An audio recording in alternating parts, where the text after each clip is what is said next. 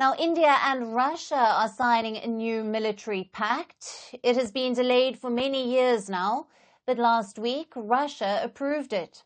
Once India does the same, the deal will come into force. Now, what does this deal cover? It's mainly logistical issues. It gives India and Russia access to each other's military facilities, like ports and air bases. They can train easily together, visit each other's ports, and also get spare parts and maintenance. Basically, it makes military cooperation seamless. India has signed similar deals with other countries too, like the US, France, Vietnam, and South Korea. But this one, with Russia, could be more consequential. There are two reasons why. Number one, Russia is India's top military partner. Reports say more than 85% of Indian weapons have Russian origin, whether it's fighter jets, guns, or missiles. So this deal is a logical next step. Now, reason number two, Russia is at war. So any deal with Russia will be scrutinized by Western countries. They may criticize India for any such agreement. With that said, let's take a closer look at the agreement. What do both sides stand to get? Now, Russia is looking to expand its footprint in the Indian Ocean. Now, they are building a military base in Sudan, so chances are we will see more Russian ships in this region, and ships will need repair and replenishment. That's where this military pact will help. Indian ports could welcome and service Russian vessels. Now, New Delhi also stands to benefit. Russia is a key player in the Arctic region. We're talking about a place packed with resources.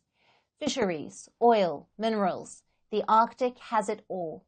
But accessing the Arctic is tough, especially for far-off countries like India. Again, that's where this military pact could help. Russia has more than 400 military facilities in the Arctic, and under this deal, India could access them. Right now, most of the Arctic is covered in ice throughout the year, but with global warming, that will change. As the Arctic ice melts, this region will become a flashpoint. So to recap, such a military pact will benefit India and Russia. Russia can access the Indian Ocean, India can access the Arctic. But what about the geopolitical implications? There are three main ones. Now, first is India's strategy. New Delhi signed a number of military pacts in the last decade, with the United States, with Australia, with France, and with some Southeast Asian states. As a result, India's military is able to extend outwards, especially the Indian Navy. Now, we have seen naval missions to distant parts of the Pacific, something that wasn't common before the last decade. And the reason is simple. Earlier, logistics used to be a nightmare, but these military pacts make it easier. Refueling is taken care of. Spare parts and repairs are not a worry. Even visas for military personnel are easier to get. So India has used these agreements to its advantage, to project power beyond its neighborhood. Secondly, it's a message to the West. America and its allies have tried to turn India away from Russia. In some cases, they have succeeded. Look at the period from 2009 to 2013. Russia made up 76% of India's defense imports. Now look at the last 5 years. It has come down to 36%. So India's reliance on Russian weapons has come down. At the same time, India is not abandoning Moscow. The relationship is very much alive. Which brings us to the third impact, a message to China. Beijing has eyes on the Indian Ocean and the Arctic. So New Delhi and Moscow are joining forces.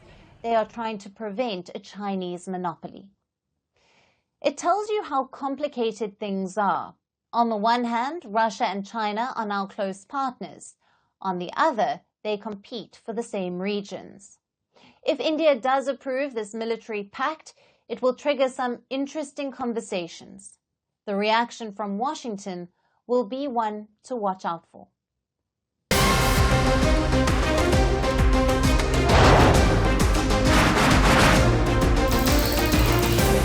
On the show today, the T20 World Cup bandwagon has moved across to the West Indies. What can we expect from this? Hello, I'm Alyson le Grange, coming to you from Durban, South Africa. Today we have a special show. Start with a report on India's shifting nuclear posture. The first time since India officially became a nuclear power. Hello and welcome to Firstpost America. I'm Eric Ham, coming to you live from the nation's capital.